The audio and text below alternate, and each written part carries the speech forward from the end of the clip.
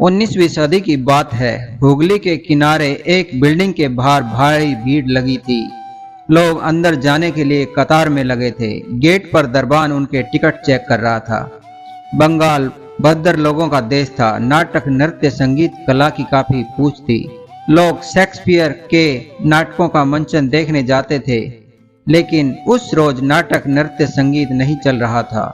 जिस बिल्डिंग के आगे भीड़ लगी थी वो हुगली का सेशन कोर्ट था। अंदर चल रही थी अदालती कार्रवाई, जिसे लेकर लोगों में इतना कौतूहल था कि कोर्ट के बाहर रोज भारी भीड़ जमा हो रही थी। बार बार कोर्ट के काम में दखल पड़ रहा था। अंत में सरकार को भीड़ रोकने के लिए टिकट लगाना पड़ा। इसके बाद भी भीड़ नहीं रुकी तो एक नियम बना दिया गया। जो अंग्रेजी बोलना पढ़ना जानता हो, सिर्फ वही कोर्ट के अंदर जा सकता है। अब सवाल उठना लाजमी है कि इस केस में ऐसा क्या था कि लोग टिकट लेने को तैयार थे। तो जवाब है कि ये केस तारकेश्वर स्कैंडल था। एक लड़की की हत्या का इल्जाम था पति पर, लेकिन कोर्ट में दो मुलजिम थे, लड़की का पति और तारकेश्वर मंदिर का महंत, जिस पर यह इल्जाम था कि उसने उस बेचारे आदमी की पत्नी को अपने जाल में फंसाया और उसके साथ यौन संबंध बनाए। ये केस तब इतना फेमस हुआ था कि जिस लड़की का खून हुआ उसके नाम की साड़ियां, पान के डिब्बे अगले 2 दशक तक बंगाल में बिकते रहे।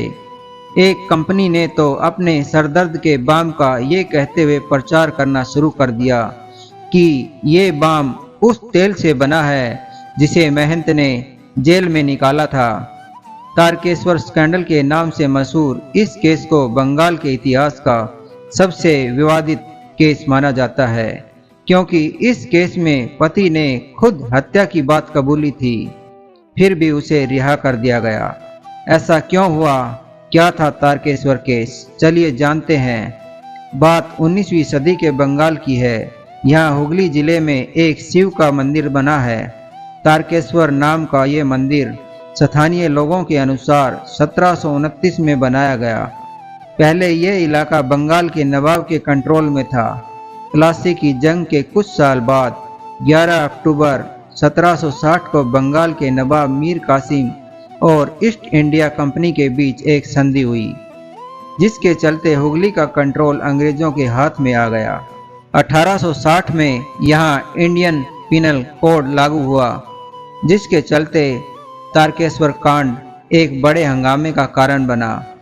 ये स्कैंडल इतना फेमस क्यों हुआ, इसके लिए पहले थोड़ा तब की परिस्थिति को समझने की कोशिश करते हैं। पश्चिम बंगाल के हुगली जिले में स्थित तारकेश्वर मंदिर का एक दृश्य साल 1857 में क्रांति हुई।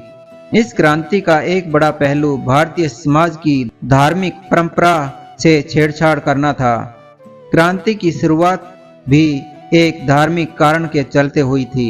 एक अफवाह उड़ी थी कि नए कारतूसों को बनाने में गाय की चर्बी का इस्तेमाल किया गया है। इस कारतूस को बंदूक में भरने से पहले मुंह से काटना पड़ता था, जिससे सैनिकों का धर्म भ्रष्ट होता था। इसी बात से नाराज होकर मंगल पांडे नाम के एक सैनिक ने एक अंग्रेज अफसर पर गोली चला दी थी। 1857 की क्रांति पर काबू पाने के बाद अंग्रेज समझ गए थे कि भारतीय समाज सब सह सकता है, लेकिन अपने धार्मिक विश्वासों पर हमला नहीं सह सकता। इसलिए 1960 में जब आईपीसी लागू हुआ तो धार्मिक और सामाजिक परंपराओं को उससे दूर रखा गया।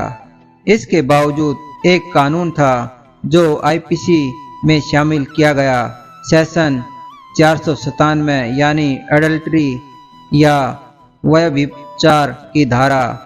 इस कानून के तहत किसी विवाहित स्त्री के साथ संबंध बनाने पर सजा का प्रावधान था, लेकिन कानून की परिभाषा में पीड़ित स्त्री नहीं थी, बल्कि उसका पति था। इस कानून को आईपीसी में शामिल करने का बड़ा कारण था कि तब सबसे ज्यादा मर्डर व्यभिचार के मामले में ही होते थे। 1870 से 1875 के बीच क्राइम रिकॉर्ड जांचने पर पता चलता है इस दौरान लगभग 20 से 4% मर्डर के केस वे विचार से जुड़े थे। इसलिए आईपीसी के नीति निर्माताओं ने सोचा कि एक कानून बनाकर एडल्ट्री के केस में सजा का प्रावधान बना दिया जाए। हालांकि थॉमस मैकाले इसके विरोध में थे। 1857 के बाद खुद ब्रिटेन में एडल्ट्री को क्रिमिनल से बदलकर सिविल मामला बना दिया गया था। वहाँ सजा का प्रावधान नहीं था, लेकिन भारत में सजा का प्रावधान रखा गया।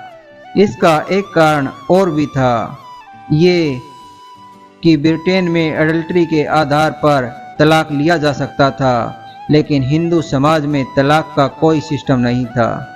इसलिए एडल्ट्री लॉ में अगर कोई विवाहित व्यक्ति किसी अविवाहित स्त्री से संबंध बनाए तो कोई सजा नहीं थी, क्योंकि इस कानून के हिसाब से एक स्त्री अपने आप में कुछ नहीं थी।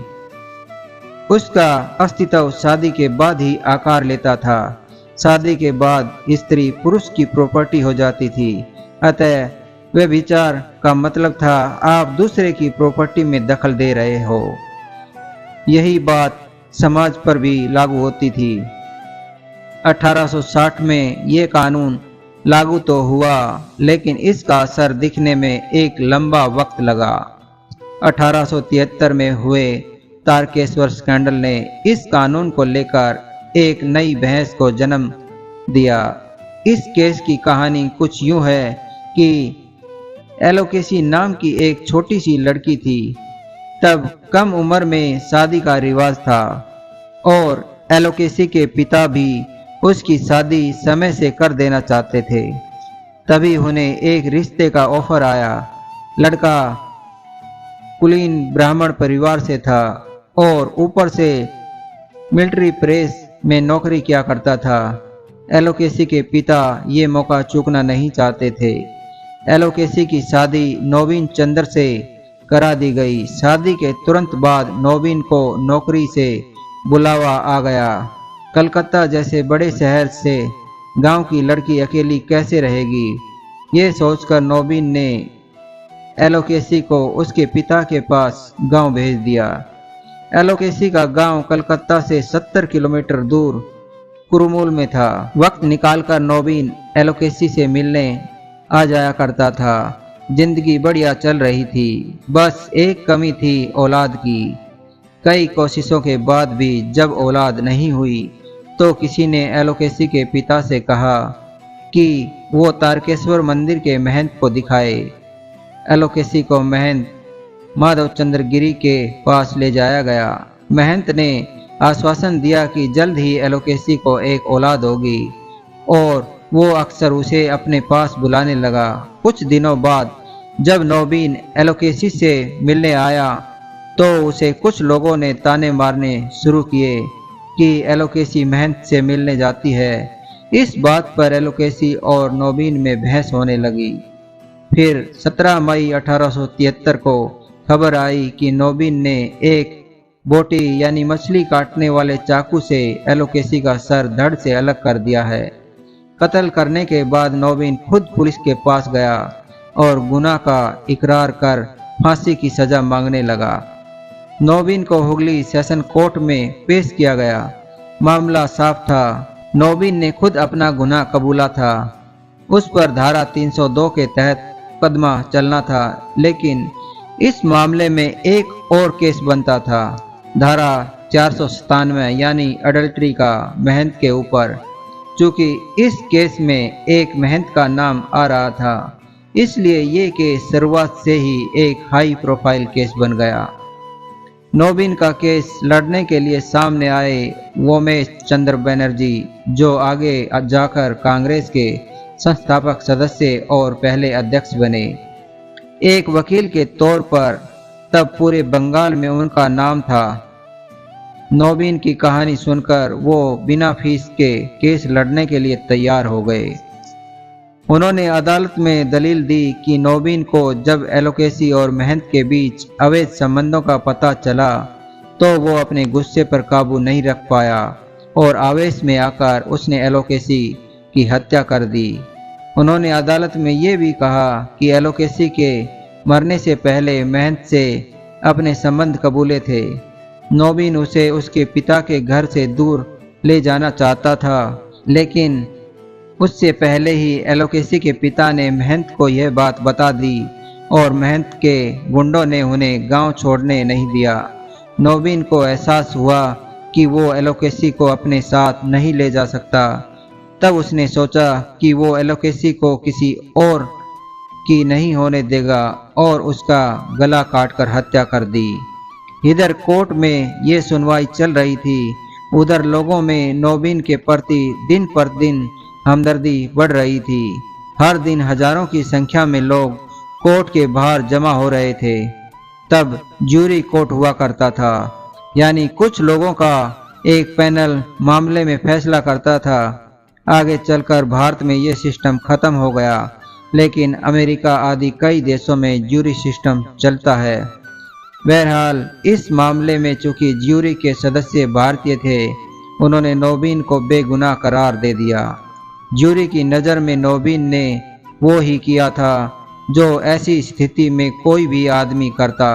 ध्यान दीजिए कि ये उस दौर की बात है जब औरत की जान से ज़्यादा उसकी तथाकथित इज्जत ज़्यादा बड़ी बात होती थी। ज्यूरी ने तो नोबिन को रिहाई दे दी, लेकिन अदालत में मामले की सुनवाई कर रहे जज ने ज्यूरी के फैसले को अस्वीकार करते हुए मामला हाई कोर्ट में भेज दिया।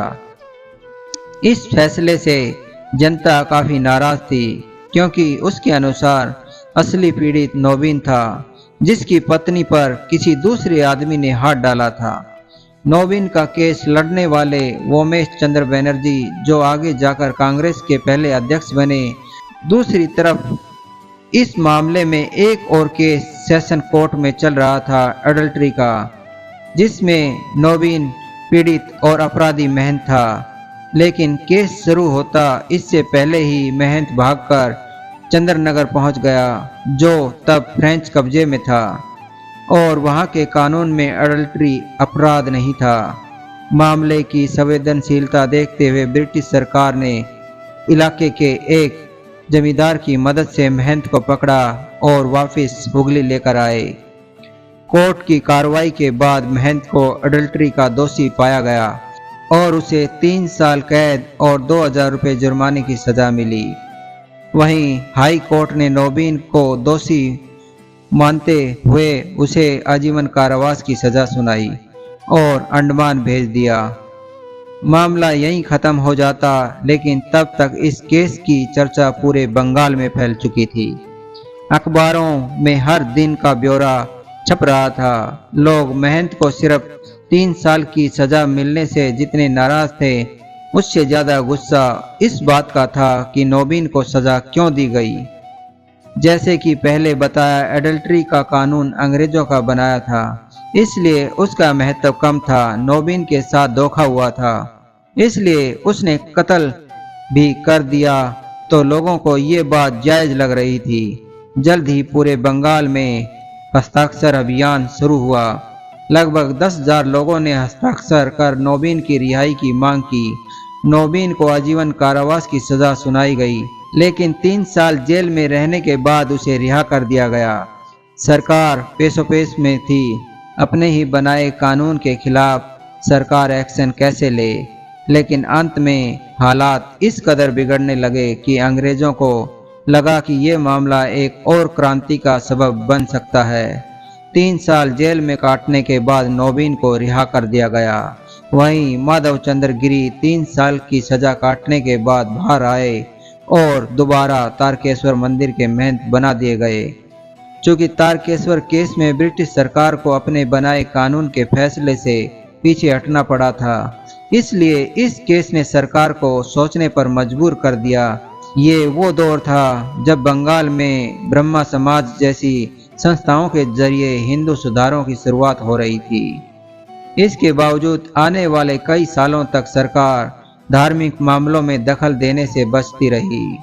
जहां तक एडल्ट्री लॉ की बात है, साल 2018 में सुप्रीम कोर्ट की 5 जजों की बेंच ने इस कानून को संविधान के आर्टिकल 14 यानी विधि के समक्ष समानता के अधिकार के खिलाफ मानते हुए निरस्त कर दिया। अदालत ने माना कि अडल्ट्री के आधार पर तलाक की मांग की जा सकती है, लेकिन ये अपराध की श्रेणी में नहीं आता और इस मामले में कानूनी सजा नहीं दी जा सकती। हालांकि इस फैसले से राहत पुरुषों को मिली, क्योंकि इससे सजा भी उन्हीं को मिलती थी। लेकिन इस फैसले से जो एक जरूरी बात रेखांकित हुई वो ये कि एक महिला अपने पति की संपत्ति नहीं है, बल्कि अपने आप में एक पूर्ण व्यक्ति है। तो ये सच्ची घटना आपको कैसी लगी, आप हमें कमेंट्स करके ज़रूर बताएं और हमारे चैनल को सब्सक्राइब करें, लाइक करें, शेयर करें। धन्यवाद।